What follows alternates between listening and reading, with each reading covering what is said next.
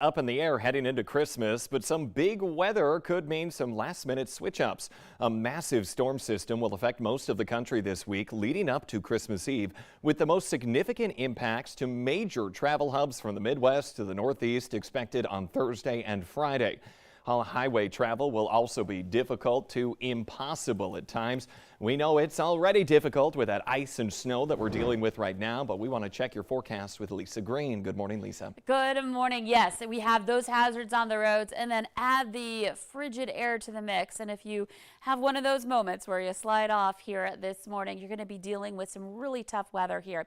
We've got a wind chill warning in effect for eastern parts of North Dakota. Not all of our communities in eastern North Dakota, but a good portion of it, and that stretches all the way through into Montana.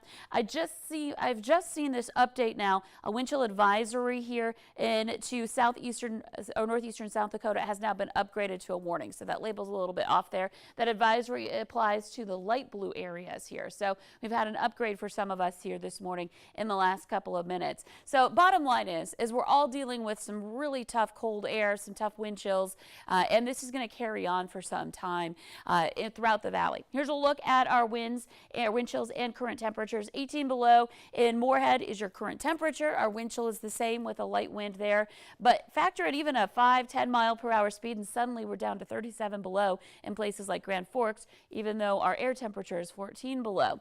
Another area that's really struggling quite a bit here is in northeastern North Dakota, Devil's Lake. Our temperature 22 below zero. Cold enough, but we're adding wind to the mix, and we're at 48 below there, and some places have been as low as 50 below this morning for wind chills. So again, we were talking about frostbite in just a few minutes and that kind of weather if you're not protected. So bundle up, layer up. You want a couple of layers at least if you're going to be outside, probably more than that if you're going to be spending any time outside at all. And then on top of that, make sure you're covering up your skin too and limiting your time outside during this kind of weather. A look at our radar and satellite map. Most of us are clear, but we do have some clouds and a few snow showers trying to make their way through southeastern North Dakota.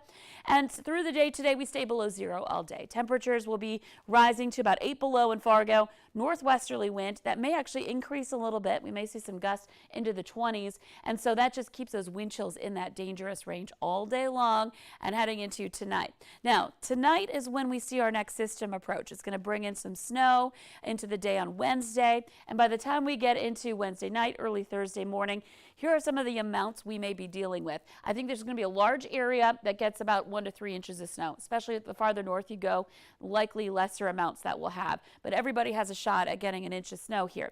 And then farther south you go, the more likely we are to get in that 3+ range in some of these spots. And then that continues down toward the Twin Cities, where we're looking at even more than that, where they're going to get hit by the brunt of the storm as far as the heavier snowfall is concerned. But it will have some impacts on us for travel for Wednesday. Leading into early Thursday, we'll have that blowing snow effect as the wind starts to pick up, and that lasts into Friday. So these are some big travel days that we could really have that hamper our travel plans. And then on top of that, temperatures are dangerously low this entire time. So if you find yourself again in trouble on the roads, you're going to be in trouble with temperatures as well. So that's going to be tough leading up to Christmas weekend. But as we head into the weekend, we start to see some improvement. And even on Christmas Day, we get to about 9 degrees. So traveling home is not going to be as hazardous as leading up to Christmas. Something to think about here as we are working our way into the brunt of this system and the cold as well. We're kind of doubling down as we continue on here in the forecast. Yeah, I think a double down that we don't want to go to. No, no. In fact, temperatures, when we're talking about wind chills getting down to about 50 below, that's really tough to take. And guess what? Technically speaking, it's still fall. Tomorrow is the winter solstice. It's hard to believe we've had so much winter already. Yeah, well, we all know it starts early. Okay, yeah. Lisa, thank you this morning. And speaking of the cold and the snow, we all know that can mean for tricky travel, as Lisa was mentioning, if you're traveling for the holiday as well. But we want to get a check of your travel maps right here now this morning. Here is the North Dakota DOT map. Right now we are looking at icy conditions for much of the state, especially with these cold temperatures that we have. It's hard to do anything about this ice. Now, I-29 from Canada down to South Dakota this morning. We're talking about partial ice. I-94 from Fargo to Jamestown. Partial ice coverage there. Around Jamestown this morning, they're actually reporting green on the travel map. That means seasonal. Again, doesn't mean you can just, put it floor to the boards, but you got to watch out there. And then if you're heading to the west farther through Bismarck, Mandan, and Dickinson, there we're starting to get a little bit of snow in western parts of the state. Also, where we're reporting some snow on our roads this morning around the Devil's Lake Basin. So parts of western Grand Forks County and then also part of Nelson County this morning. We're talking about some snow on the roads there. And then just to the north and northwest of Devil's Lake this morning around Rowlett County. They're dealing with some snow in that area as well.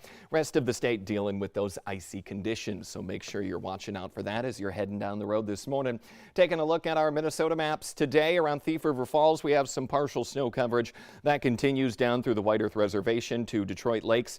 Now Detroit Lakes to it looks about New York Mills this morning. Highway 10, we're talking about fully covered with snow, so watch out there. From Moorhead to Holly, partial coverage of snow along Highway 10. I-94 right now just to the northwest of Fergus Falls is reporting some partial coverage as well. Looks like we had a crash just pop up here by Bemidji actually. Paul Bunyan Drive, just debris on the road is what they're reporting right now. The cam's not picking up any of those pictures. However, they're saying watch out for debris on the road, probably just some big snow drifts there. So make sure you're checking these travel maps and keep it slow when you're heading out the door this morning. They're doing it again now in downtown Fargo. Road crews are working a second night to haul snow out of the downtown area. Any car that was in the way likely got towed. Now Sunday to Monday, they worked on those east-west avenues, and last night they were working on those north-south streets. So if your car was in one of those areas, you're kind of in trouble. The city impounded 10 vehicles that first night. We'll know in just a few hours how many more were towed this morning. They were supposed to be off the roads by 2 a.m. It looks like heavy snow is to blame for the collapse of a roof in New Rockford, North Dakota. The Rockford is now closed indefinitely after part of that 100-year-old building failed yesterday. Barricades, as you can see, are up around the building because they say it's unstable. More bricks or structures could fall in the coming days. Road crews around the valley are in high gear, doing all they can to keep up with the snow and ice on our streets and highways. With temps below zero all week, they say the solution isn't as simple as plowing and dropping those treatments. Cass County officials say the biggest challenge they're facing right now is the wind blowing those treatment off the county roads. In town, they say the biggest problem is that high traffic. North Dakota now releasing the winners of this year's Name a Snowplow contest. I suppose it's a bright spot to seeing those big oranges on the road. 890 ideas were submitted. A few of the winners this morning. In Fargo, it's Plow Force 1. In Grand Forks, Austin Plowers, groovy baby. In Valley City, it's Fleetwood Mac. And in Williston, they'll be driving around with the Blizzard Buster. Although I think you could call every one of them the Blizzard Buster. Some neat names. The Today Show and CBS Mornings are just about to start, but the Valley Today rolls on. More live up-to-the-minute news and weather coming up for you on the CW. Otherwise, stay warm out there. We'll see you tomorrow.